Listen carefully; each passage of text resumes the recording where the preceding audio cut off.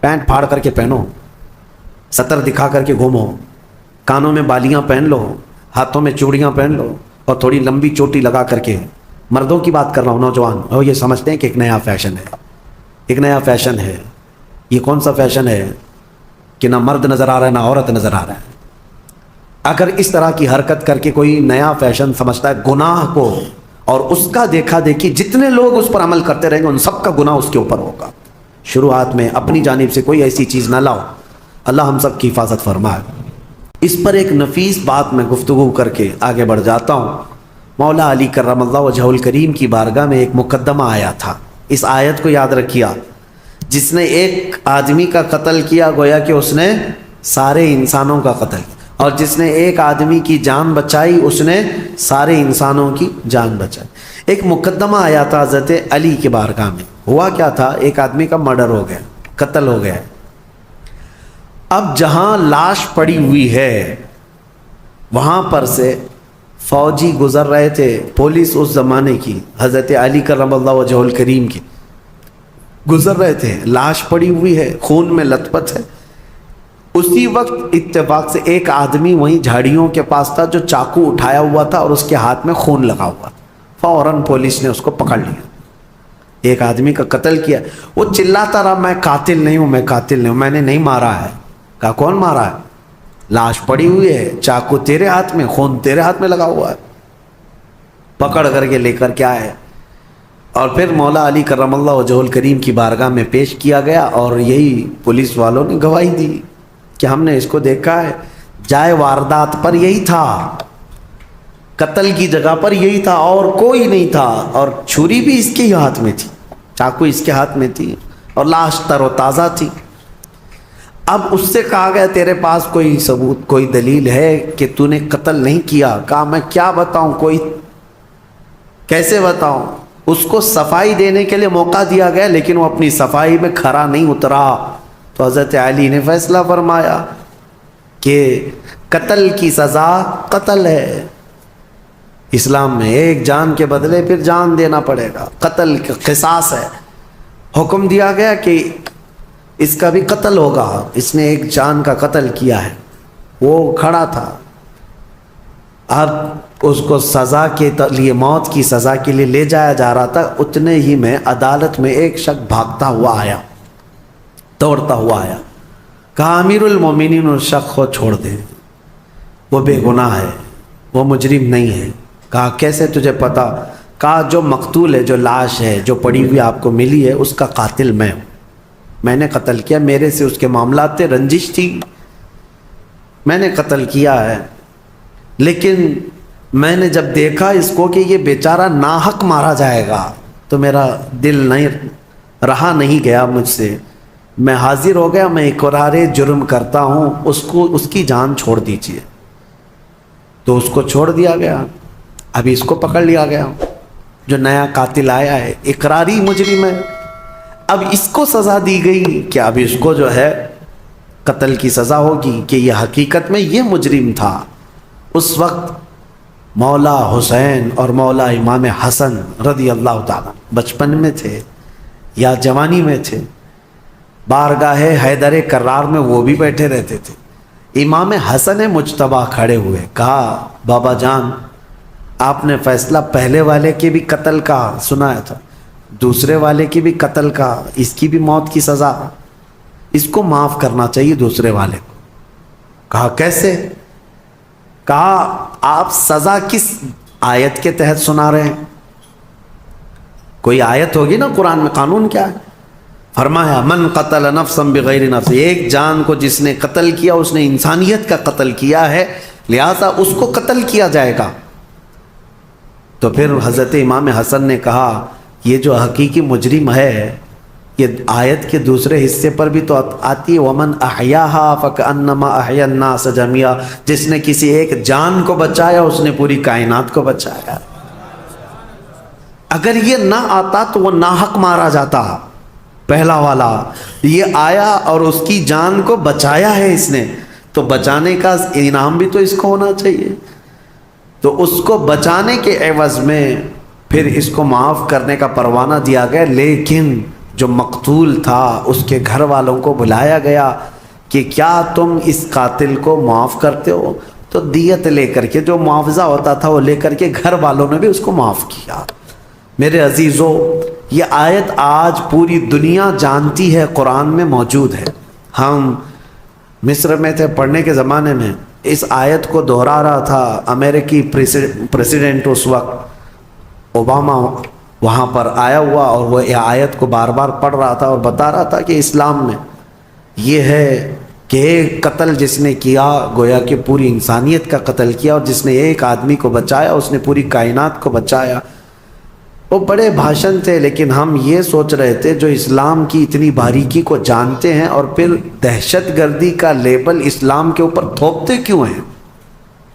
جس دین نے یہ فرمایا ایک قتل بھی ناحق جائز نہیں، اس دین کے اوپر اتنا بڑا بلیم کہ یہ قتل کا آرڈر دیتا ہے، لوگوں کو مارنے کا حکم دیتا ہے۔ میرے عزیزو، آج بھی ہندوستان میں یہی پروپیگنڈا پھیلایا جا رہا ہے کہ قرآن میں ایسی آیتیں ہیں جس میں کافروں کو مارنے کے لیے آئی ہیں۔ ہاں آئی ہیں، میں انکار نہیں کرتا، آئی ہیں۔ اللہ تعالیٰ نے فرمایا جہاں پاؤ مارو، ہے یہ آیت بہت چبھتی ہے۔ حیث وجدتموہم فاقتلوہم حیث وجدتموہم، جہاں پاؤ قتل کر دو۔ اب اس کو سن کر کے پڑھ کر کے لوگوں کو وہ لگتا ہے کہ قرآن میں قتل کرنے کا حکم آیا، قتل کرنے کا حکم آیا، اتنا واویلا مچاتے ہیں، اتنا ڈھنڈورا پیٹتے ہیں۔ میں آپ کو بتاؤں، آپ اس چیز کو مذاق میں مت لیں، میں اگرچہ آپ کے ساتھ مذاق میں کہہ رہا ہوں، لیکن آیت حقیقت میں ہے اور آج بھی ہے، قرآن میں ہے، ہم نے تلاوت کیا، دوسرے پارے میں موجود ہے آیت۔ لیکن ایک لاجک آپ سے بھی اور ان سے بھی پوچھتا ہوں، دماغ میں آنے والی بات ہے، نماز کیوں پڑھتے ہیں؟ قرآن نے کیا کہا؟ اقیموا الصلاۃ، نماز قائم کرو۔ پوری دنیا کے مسلمان نماز پڑھ رہے ہیں کہ نہیں پڑھ رہے؟ کیوں؟ قرآن میں جو آیا مسلمان پریکٹیکلی اس پر عمل کرتے ہیں۔ قرآن میں خالی لکھنے کے لیے نہیں آیا، مسلمان اس پر عمل کرتے ہیں۔ اور پوری دنیا جانتی ہے سب سے زیادہ پریکٹیکل اپنے دین پر کوئی مذہب کے لوگ کرتے ہیں تو صرف مسلمان کرتے ہیں۔ سب سے زیادہ پریکٹیکلی جو ہے لائف کسی کی ہے ریلیجیس جس کو کہتے ہیں، وہ مسلمان ہے پوری دنیا میں۔ باقی سب کے وہاں لکھے ہوئے بہت کچھ ہیں لیکن زندگی میں نہیں ہے۔ نماز پڑھنے کا حکم ہے، ہم نماز پڑھتے ہیں۔ زکوٰۃ دینے کا حکم ہے، ہم زکوٰۃ دیتے ہیں، ہے نا؟ حج کرنے کا حکم ہے، ہم حج کرتے ہیں۔ روزہ رکھنے کا حکم آیا، ہر سال رکھتے ہیں کہ نہیں؟ تو قتل کرنے کا حکم آیا، 1400 سال سے قتل کیوں نہیں کرتے؟ کیا جہاں مسلمانوں کی حکومت ہے مار رہے ہیں، قتل کر رہے ہیں؟ اور ان پاکھنڈیوں کو سوچنا چاہیے، اس ملک پہ 700 سال تک ہمارا راج رہا ہے۔ اگر اس آیت پر عمل کیے ہوتے تو ایک کیڑا بھی نہیں بچتا۔ اس آیت پر اگر عمل کیے ہوتے تو کوئی ایک مچھر اور ایک کیڑا بھی نہیں بچتا۔ انہیں سمجھنا چاہیے کہ اس کا ایک بیک گراؤنڈ ہے، اس آیت کا کس وقت نازل ہوئی، کس کے لیے نازل ہوئی، اور اس کو لا کر کے سب جگہ تھوپتے رہتے ہیں۔ میرے عزیزو، یہ ان کفار و مشرکین کے لیے تھا جنہوں نے صحابہ اکرام کا جینا دوبھر کر دیا تھا۔ اب میں آپ سے ان سے ایک سوال کرتا ہوں، ہمارے ملک میں کوئی دشمن ملک کا نام سنتے ہی ان کے دماغ میں ایک ہی ملک آتا ہے، بہرحال، اور دہشت گرد بھی، آتنکواد بھی وہیں کے ہوتے ہیں ان کے حساب سے۔ اگر 4 آتنکوادی گھس کر کے آ گئے ہیں میرے اپنے اس دیش میں، آپ کے ملک میں، اور وہ سڑکوں پر دندناتے ہوئے گھوم رہے ہیں، تو یہاں کی جو عدالت عالیہ ہے، ہائی کورٹ ہو، اوپر کی عدالت، وہ کیا آرڈر جاری کرے گی پولیس کو؟ جہاں پاؤ انکاؤنٹر کرو، جہاں پاؤ۔ کیوں؟ دیش دروہی ہیں، ملک کو نقصان پہنچا سکتے ہیں، یہاں کے باشندوں کو بم سے اڑا سکتے ہیں۔ تو ایسے خطرناک ڈینجر لوگ اگر ملک میں داخل ہو گئے، کامن سی بات ہے، ہر ملک والا یہی آرڈر جاری کرے گا کہ یہ جہاں نظر آئیں ان کو مار ڈالو، شوٹ کرو، وہاں اسپاٹ پہ شوٹ کرو۔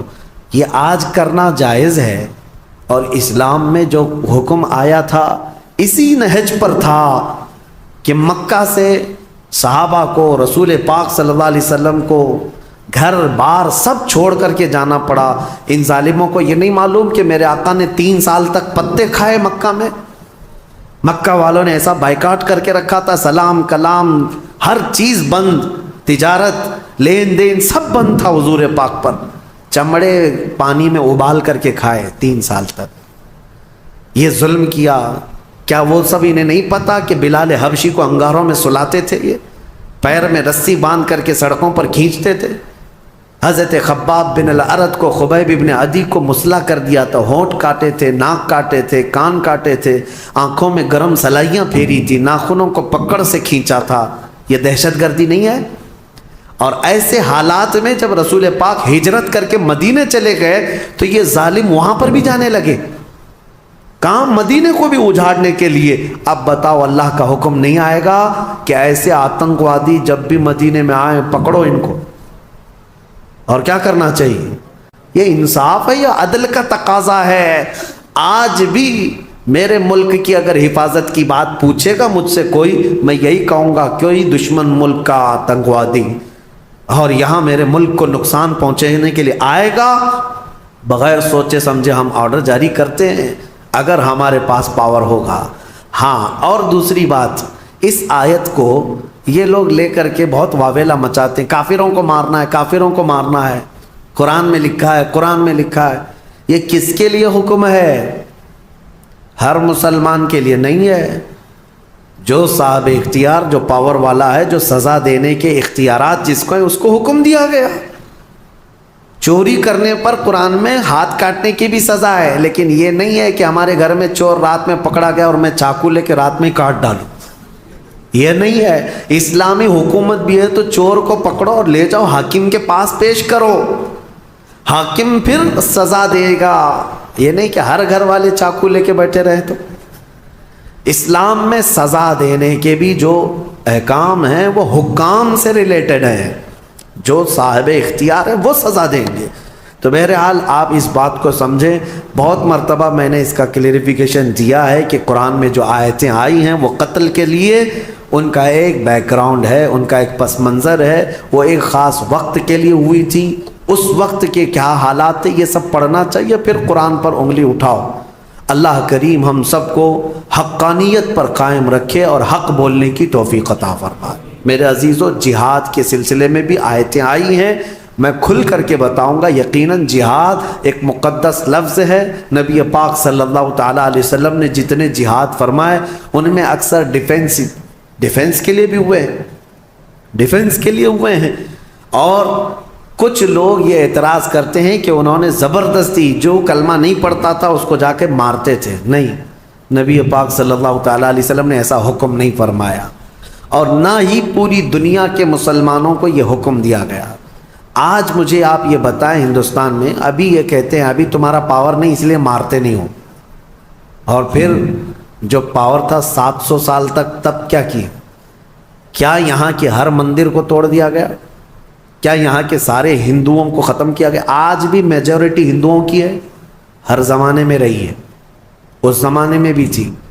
ہاں، کچھ مندر اگر ٹوٹے ہیں، کچھ مسجد بھی ٹوٹے ہیں، لیکن وہ جنگوں میں آپسی معاملات میں ہو سکتا ہے، ورنہ 1000 سال پرانے مندر بھی آج ہندوستان میں موجود ہیں، 1000 سال پرانی جن کی تاریخ ہے وہ آج بھی موجود ہیں۔